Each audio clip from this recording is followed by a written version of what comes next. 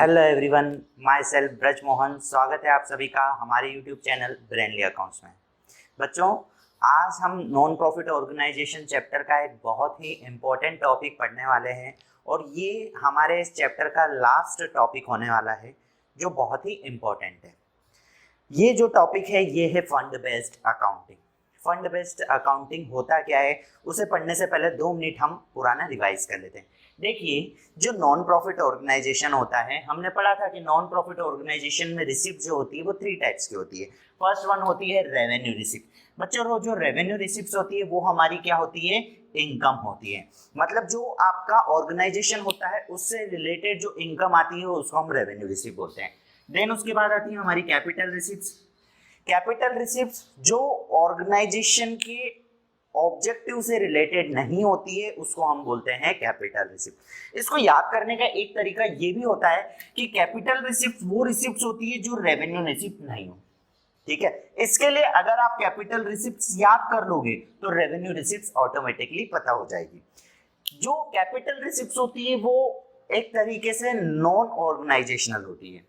जैसे life membership fee regular basis पे नहीं होती है, मतलब एक तरीके से नॉन रिकरिंग जो रिसिप्ट्स होती है उसको हम क्या बोलते हैं, capital receipt. Life membership fee, legacies, endowment fund, donation. अगर डोनेशन वैसे तो होता रेवेन्यू है, लेकिन अगर उसके आगे टू बी कैपिटलाइज लिखा हुआ रहता है तो इट मींस वो जो होता है कैपिटल रिसिप्ट होता है। एंट्रेंस फी, एंट्रेंस फी वैसे तो रेवेन्यू रिसिप्ट होती है, लेकिन हमारी बुक में कैपिटल रिसिप्ट जो एनसीईआरटी की गाइडलाइन है उसके अकॉर्डिंग कैपिटल रिसिप्ट को एंट्रेंस फी को कैपिटल रिसिप्ट ट्रीट करना है। ठीक है, अब आगे बढ़ते हैं। बच्चों, ध्यान से समझना, स्पेसिफिक रिसिप्ट्स।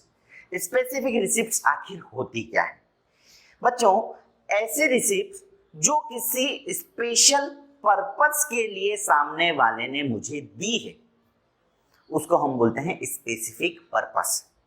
जैसे किसी ने मुझे डोनेशन दिया, 5 लाख रुपए का डोनेशन दिया और उसने बोला कि सर ये जो आपकी बिल्डिंग है, बिल्डिंग बहुत पुरानी है, इससे केवल आप बिल्डिंग ही बनाना। ठीक है, समझना बात को। उसने क्या बता दिया, स्पेशल पर्पस बता दिया। जब तक मैं उस बिल्डिंग को नहीं बनाऊंगा तब तक वो पैसा मेरे लिए एक तरीके से लायबिलिटी रहेगी। तो वो जो रिसिप्ट होती है उसको हम बोलते हैं specific receipt. Specific receipt means जिसका यूज स्पेसिफाइड रहता है। क्लियर हुआ सभी को? ठीक है, स्पेशल पर्पस के लिए जो रिसिप्ट्स होती है।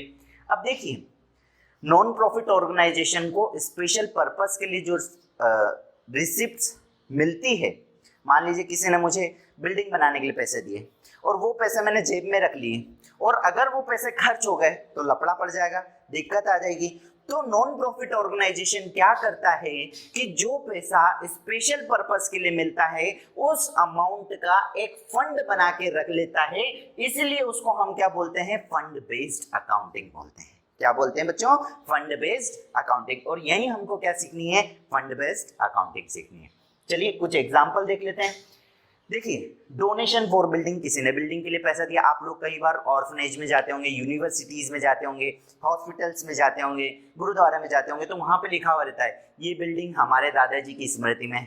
पर्टिकुलर देते कि नहीं देते, किसी स्पेशल पर्पज के लिए डोनेशन देते। डोनेशन फॉर लाइब्रेरी, पूरा नहीं लिखा मैंने, सॉरी, लाइब्रेरी के लिए डोनेशन मिलता है। प्राइज फंड, आप लोगों ने देखा होगा कि जो स्पोर्ट्स क्लब रहते हैं, स्पोर्ट्स क्लब में कई बार क्या होता है, जो प्राइज डिस्ट्रीब्यूशन करने के लिए एक स्पॉन्सरशिप होती है कि हमारी तरफ से प्राइज डिस्ट्रीब्यूट होगा, उसके लिए डोनेशन मिलता है। मैच करवाने के लिए डोनेशन मिलता है। तो आज हम पढ़ेंगे स्पेसिफिक डोनेशन या फंड बेस्ड अकाउंटिंग का ट्रीटमेंट कैसे करते हैं वो हम देखेंगे। ठीक है, चलिए देखिए बच्चों, जो हमको डोनेशन रिसीव्ड होता है, अगर हमको डोनेशन किसी पर्टिकुलर स्पेशल पर्पस के लिए रिसीव्ड होता है, उस पर्टिकुलर पर्पस के लिए जब डोनेशन रिसीव्ड होता है तो हम क्या बोलते हैं, स्पेसिफिक रिसिप्ट बोलते हैं। और अगर जब हमको किसी पर्टिकुलर पर्पस के लिए पैसा रिसीव्ड होता है तो वो हमारी लायबिलिटी बन जाती है कि हमारे को उस पेमेंट का उपयोग यूज केवल उसी पर्पस में करना है। जैसे किसी ने मुझे 5 लाख रुपए दिए, उस 5 लाख का मुझे बोला गया कि बिल्डिंग बनानी है, तो सिर्फ मुझे उसकी बिल्डिंग ही बनानी पड़ेगी और वो अमाउंट मेरा दूसरी जगह यूज नहीं हो जाए, उसके लिए मैं एक फंड बनाता हूं जिसको हम क्या बोलते हैं, फंड बेस्ड अकाउंटिंग। ठीक है, अब फंड बेस्ड अकाउंटिंग जब पढ़ते हैं बच्चों, यहाँ फंड बेस्ड अकाउंटिंग में आपको दो तरीके से पढ़ाऊंगा। एक पढ़ेंगे हम फंड रिसीव्ड फॉर एक्सपेंसेस। देखिए जब हमको फंड मिलता है, दो तरीके से फंड मिलता है, एक मिलता है फंड रिसीव्ड फॉर एक्सपेंसेस और दूसरा मिलता है हमको फंड रिसीव्ड फॉर एसेट्स। देखिए समझना बात को, सबसे पहले जब हमको फंड एक्सपेंसेस के लिए रिसीव्ड होता है उसका एग्जांपल मैं देता हूं, जैसे tournament fund.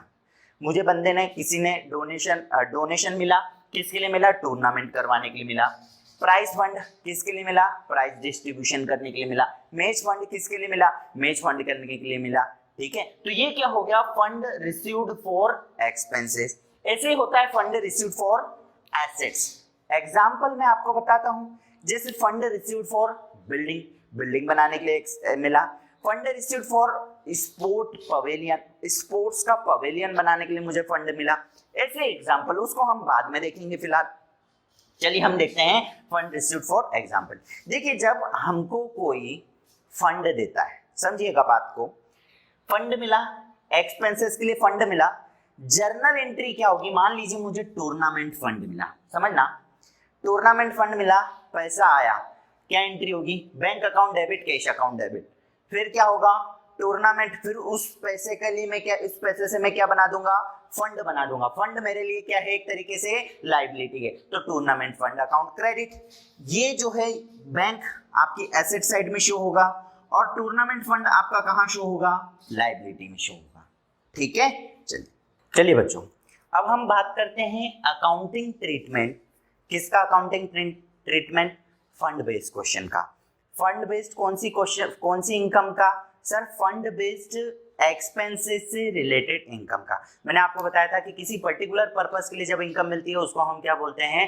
Specific income. Specific income मतलब fund based income. Fund based income दो टाइप की होती है, एक तो होती है for the purpose of expenditure और एक होती है for the purpose of assets. For the purpose of expenditure, जब हमको कोई स्पेशल अमाउंट मिलता है पर्टिकुलर खर्चा करने के लिए, तो उसका अकाउंटिंग ट्रीटमेंट क्या होता है, समझते हैं।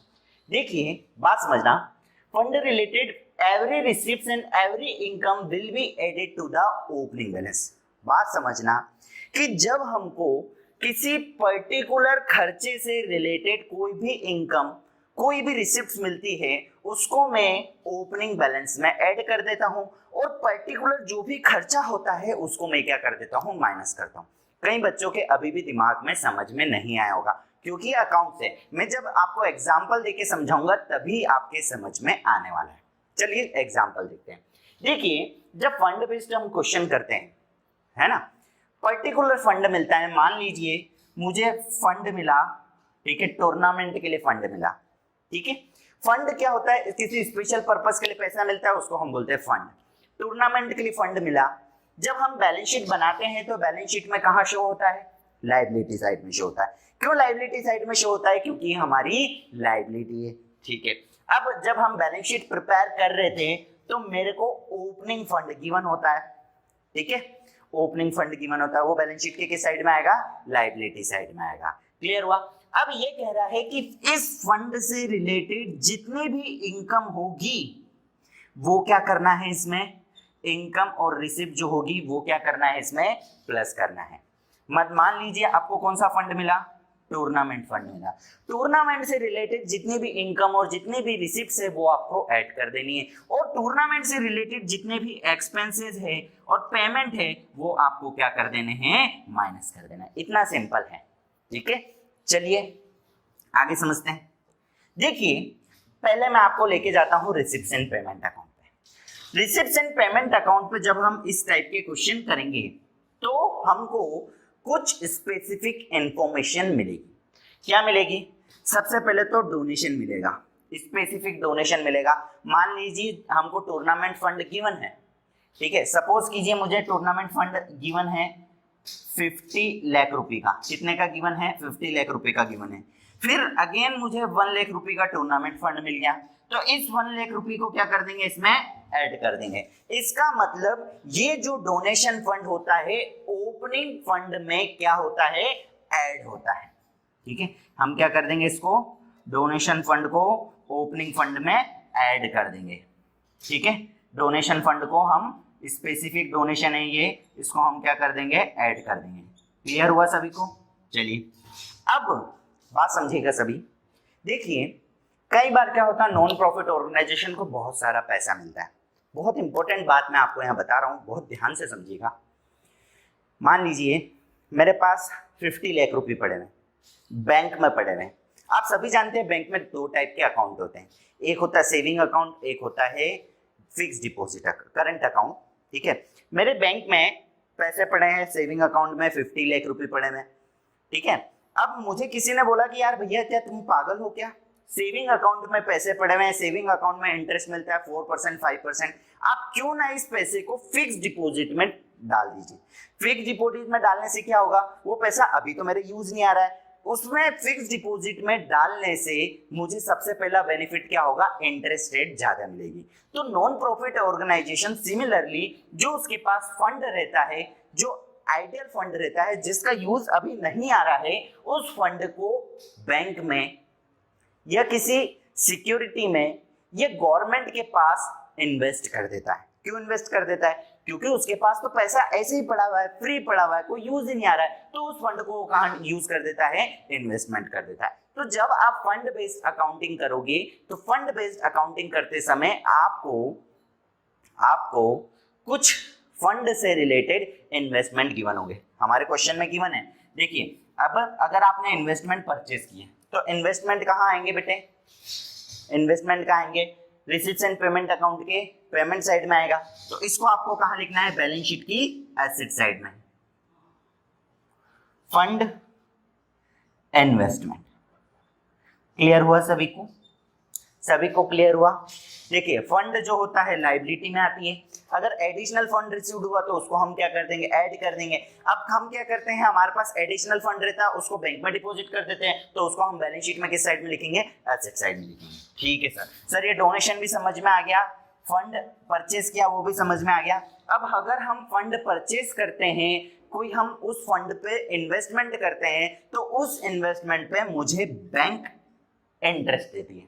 मेरे पास फंड पड़ा था 15 लाख प्लस 1 लाख 16 लाख था, मैंने उसको कहाँ डिपॉजिट कर दिया, बैंक में डिपॉजिट कर दिया। बैंक वाले मुझे क्या देंगे, इंटरेस्ट देंगे। इंटरेस्ट मेरे लिए क्या है, इनकम है, इसलिए रिसिप्ट एंड पेमेंट अकाउंट में कहाँ आया, रिसिप्ट साइड में आया। इसको मैं क्या करूंगा बेटे, ये जो इनकम है किससे रिलेटेड है सर, ये इस इन्वेस्टमेंट की इनकम है। किसकी इनकम है, इन्वेस्टमेंट की इनकम है।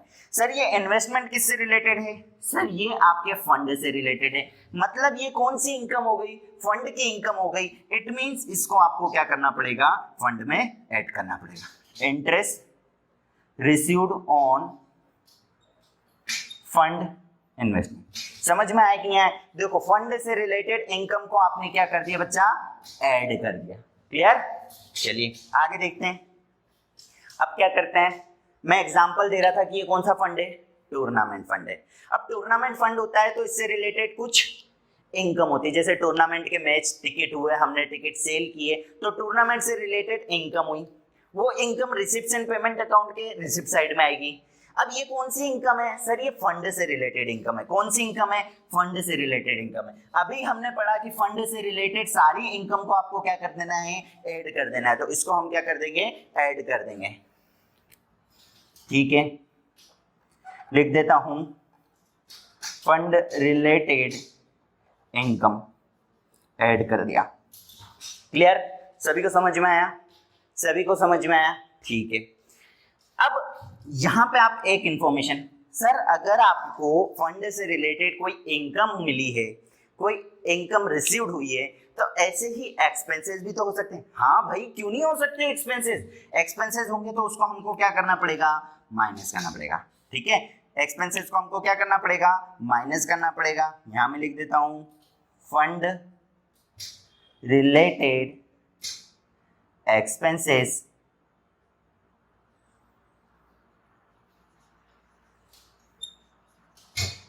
ठीक है, आपने इसको क्या कर दिया, माइनस कर दिया। ठीक है, क्लियर हुआ? अच्छा अब बात समझिएगा, अगर मैंने कोई एक्स्ट्रा इन्वेस्टमेंट परचेज किया, ठीक है, इन्वेस्टमेंट एक्स्ट्रा परचेज किया, समझिएगा बात को, अगर एक्स्ट्रा इन्वेस्टमेंट परचेज किया है, ठीक है, वो जो इन्वेस्टमेंट है ये इन्वेस्टमेंट है आपका ओल्ड इन्वेस्टमेंट, ठीक है। अगर मैंने कोई एक्स्ट्रा न्यू इन्वेस्टमेंट परचेज किया, इन्वेस्टमेंट किस में से परचेज करेंगे, फंड में से, सर ये खर्चा है, ठीक है, यहां लिखेंगे फंड इन्वेस्टमेंट परचेज, इसको आपको क्या कर देना है बच्चा, माइनस कर देना है, और ये आपका इन्वेस्टमेंट में क्या हो जाएगा, प्लस हो जाएगा। फंड इन्वेस्टमेंट न्यू इन्वेस्टमेंट क्या हो गया, प्लस हो गया। तो आपको एक बात क्लियर होगी कि फंड से रिलेटेड इनकम जितनी भी होती है, फंड से रिलेटेड उसको तो आप क्या कर देते हैं, प्लस कर देते हैं, और फंड से रिलेटेड जितने भी एक्सपेंसेस होते हैं वो क्या कर देते हैं, माइनस कर देते हैं। अब यहाँ पे भी एक्रूअल कॉन्सेप्ट लागू होगा। एक्रूअल कॉन्सेप्ट क्या कहता है, एक्रूअल कॉन्सेप्ट ये बोलता है कि ऐसे एक्सपेंसेस जो करंट ईयर से रिलेटेड है, चाहे वो रिसीव्ड हुए हो या नहीं रिसीव्ड हुए हो, वो हमको यहाँ पे ऐड करना है। अब इससे रिलेटेड ही हमको क्या करता है, कई बार एग्जामिनर, वैसे तो इतनी इंफॉर्मेशन सफिशिएंट है, लेकिन कई बार एग्जामिनर और ज्यादा कॉम्प्लिकेशन पैदा कर देता है। कैसे कर देता है, कई बार वो कर देता है इंटरेस्ट जो मिला है आपको वो आउटस्टैंडिंग दे देता है, ठीक है, या इन्वेस्टमेंट सेल कर देता है। सर आउटस्टैंडिंग इंटरेस्ट है, आउटस्टैंडिंग इंटरेस्ट है, तो उसको मैं क्या कर दूंगा, प्लस कर दूंगा, क्योंकि ये क्या है, इनकम है, ठीक है। सेल किया, इन्वेस्टमेंट क्या किया, सेल किया, तो ये भी इनकम है, इन्वेस्टमेंट सेल, तो उसको भी आप क्या कर देंगे, प्लस कर देंगे। इसका मतलब नटशेल में मैं आपको बताता हूं, ठीक है, मैं यहां रफ कर देता हूं, नटशेल में मैं आपको बताता हूं कि जब भी, समझिएगा, जब भी हमको अगर कोई फंड गिवन हो, फंड हमेशा कौन सा गिवन होता है, ओपनिंग फंड गिवन होता है।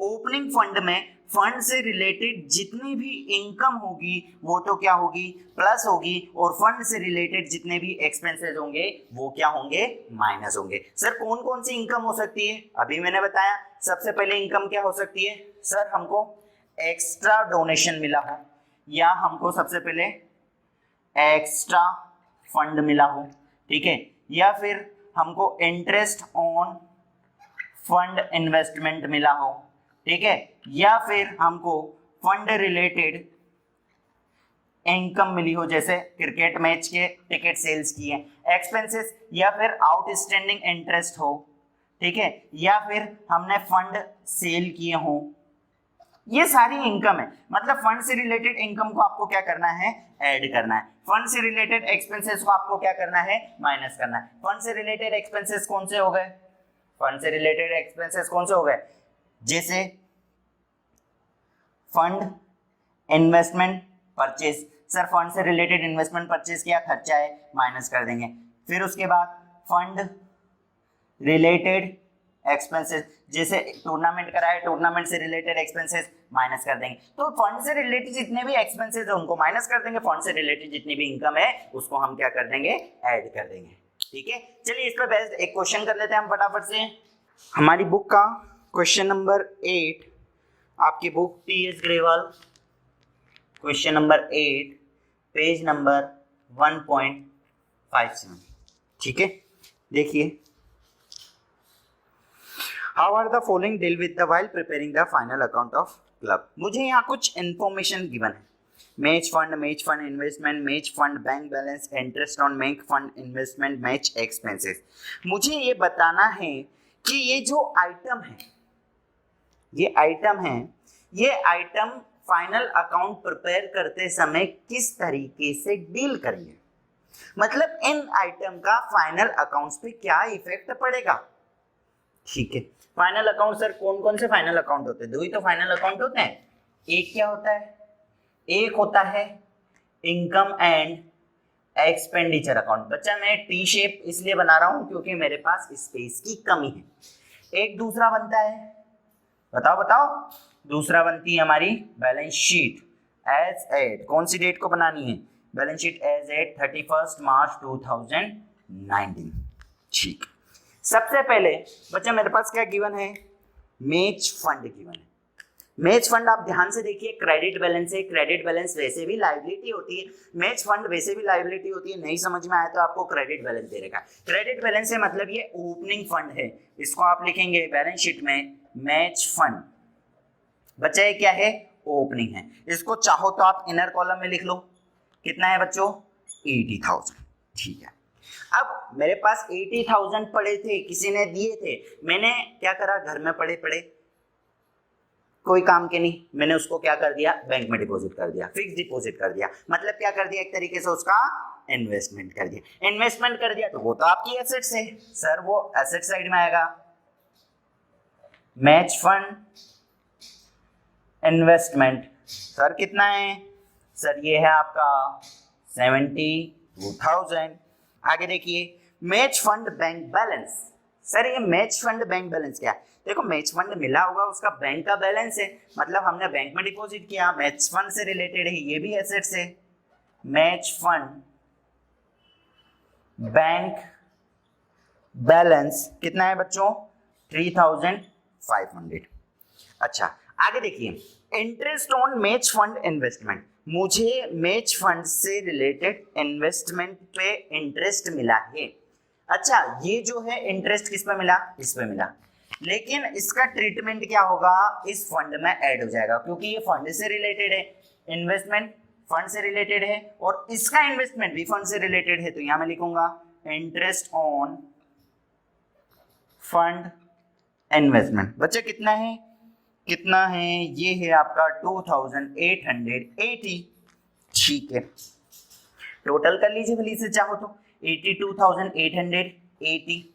अब क्वेश्चन में मुझे गिवन है मैच एक्सपेंसेस, फंड से रिलेटेड है, माइनस कर देंगे मैच एक्सपेंसेस। कितना है बच्चा मैच एक्सपेंसेस 5,500, ठीक है। माइनस कीजिए बच्चा, माइनस करूंगा मैं तो ये आएगा 083, 12 में से 5 बनेगा 73,380, ठीक है। ये मेरा आंसर हो गया। अब आप बोलोगे सर इनकम एंड एक्सपेंडिचर तो बनाया नहीं। बच्चे मेरी बात समझना, मुझे पर्टिकुलर पर्पस के लिए पैसे मिले, किसके लिए मिले सर, मैच करवाने के लिए पैसे मिले, तो इस मैच से रिलेटेड जितने भी खर्चे होंगे वो इनकम एंड एक्सपेंडिचर में जाएंगे कि इस फंड में आएंगे। सर इनकम एंड एक्सपेंडिचर में तो जो नॉर्मल रूटीन के खर्चे होते हैं वो होंगे, लेकिन जो पर्टिकुलर पर्पस के लिए हमको पैसा मिल रखा है, किसी ने डोनेशन दे रखा है, तो उसको हम इनकम एंड एक्सपेंडिचर में क्यों लिखेंगे, उसको हम फंड में से ट्रीट करेंगे। क्लियर, समझ में आया सभी को, ठीक है। इस पे बेस्ड एक क्वेश्चन और कर रहे हैं हम। देखिए बच्चों नेक्स्ट जो क्वेश्चन है हमारा फंड बेस्ड अकाउंटिंग से रिलेटेड ही है, फंड बेस्ड अकाउंटिंग एक्सपेंसेस से रिलेटेड ही है, लेकिन यहाँ थोड़ा सा ट्विस्ट है। मैंने आपको बताया था कि हमारा जो फंड बेस्ड अकाउंटिंग हम करते हैं, फंड को हम इनकम एक्सपेंडिचर में नहीं लिखते हैं, फंड को हम बैलेंस शीट में लायबिलिटी साइड में लिखते हैं, और फंड से रिलेटेड जितने भी एक्सपेंसेस होते हैं उनको हम माइनस कर देते हैं, और इनकम होती है उसको हम क्या कर देते हैं, प्लस कर देते हैं। लेकिन यहां पे आ जाता है थोड़ा सा ट्विस्ट। मान लीजिए मेरे पास मैच फंड है 50,000 का, ठीक है, सिर्फ 50,000 का फंड है और कुछ नहीं है, और मेरे एक्सपेंडिचर हो गए, खर्चे हो गए कितने के, 70,000 के। अरे ये तो उल्टा दाव हो गया। उल्टा मतलब सर मेरी जेब में, मेरे पास केवल फंड मैच के लिए फंड है 50,000 का, लेकिन खर्चा मैंने ज्यादा कर दिया। कितना ज्यादा कर दिया, 20,000 का ज्यादा खर्चा कर दिया। अगर मैं लायबिलिटी बैलेंस शीट में ट्रीट करूंगा, सर फंड तो मेरे पास 50,000 के हैं, एक्सपेंसेस मैंने कितने कर दिए, 70,000 के। ओहो, यहाँ तो नेगेटिव बैलेंस आ गया, और नेगेटिव बैलेंस लिखोगे क्या, नहीं लिखोगे। तो बच्चों फिर ऐसे केसेस में क्या होगा, ऐसे केसेस में जो एक्स्ट्रा पेमेंट आपने फंड से ज्यादा एक्स्ट्रा पेमेंट आपने खर्च कर दिया है, इसको आपको कहां ट्रीट करना पड़ेगा, कहां ट्रीट करना पड़ेगा, इसको आपको ट्रीट करना पड़ेगा इनकम एंड एक्सपेंडिचर में, डेबिट साइड में। क्योंकि देखो 70,000 खर्च हुए, 70,000 में 50,000 का ऑलरेडी फंड था, 20,000 मैंने जेब से एक्स्ट्रा खर्च कर दिए, इट मींस वो इनकम एंड एक्सपेंडिचर में जाएंगे। ठीक है, इसी पे बेस्ड एक क्वेश्चन है। नेक्स्ट फटाफट से देख लीजिए हमारा question, question number 9।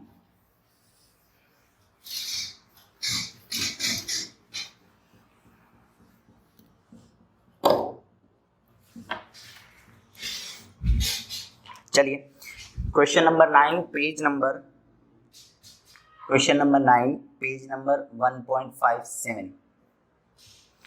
From the following information, a club show amount of match expenses and match fund in the appropriated financial statement of the club for the year ended.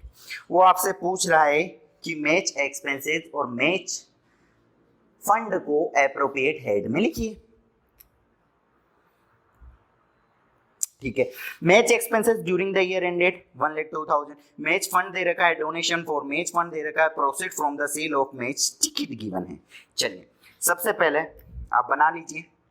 Sir दो चीज financial statement में, एक बनेगा आपका income and expenditure account for the year ended. आप चलो मैं लिख देता हूँ, फॉर द ईयर एंडेड लिख लीजिएगा. बैलेंस शीट एज एट 31 मार्च 2019. सबसे पहले मुझे match expenses paid during the year. मैंने मैच एक्सपेंसेस पे किए. कितने के पे किए? 1,02,000. मैच एक्सपेंसेस पे किए, वो तो फंड में से माइनस करते हैं, अभी रहने देते हैं. मैच फंड गिवन है. सर जी मैच फंड गिवन है. मैच फंड कितने का फंड गिवन है? 24,000 का. ये ओपनिंग फंड हो गया. नो डाउट आपको और फंड मिला होगा. मिला सर. कितने का फंड मिला? 40,000 का. सर एक्स्ट्रा डोनेशन मिला है मैच फंड के लिए, ऐड कर दीजिए. कितने का मिला? 40,000 का. सर 24 का ऑलरेडी था, 40 का और मिल गया, इट मीन 64 का डोनेशन हो गया. ठीक है. Proceed from sale of match ticket. Sir match से रिलेटेड इनकम है, ऐड कर देंगे. Sale of match ticket. ठीक है बच्चा, कितना है मैच टिकट? 15,000. सर प्लस किया 979,000. कितना है बच्चा? 79,000. इसका मतलब मेरे पास टोटल मैच फंड कितना हो गया? 79,000. चलिए अब ध्यान से देखना बच्चों, मेरे पास फंड तो है 79 का, लेकिन मेरे खर्च कितने हो गए? मेरे खर्च हुए, टोटल एक्सपेंसेस हुए, टोटल मैच एक्सपेंसेस हुए 1,02,000. कितने हुए? 1,02,000. बच्चे 1,02,000 में से फंड में अवेलेबल कितना है? 79,000. बचा कितना? सर ये आपका बचा है 23,000. कितना बचा? 23,000. आपका कितना बचा? ये आपका 23,000. इसका आंसर नहीं दे रखा है. ठीक है. कितना बचा?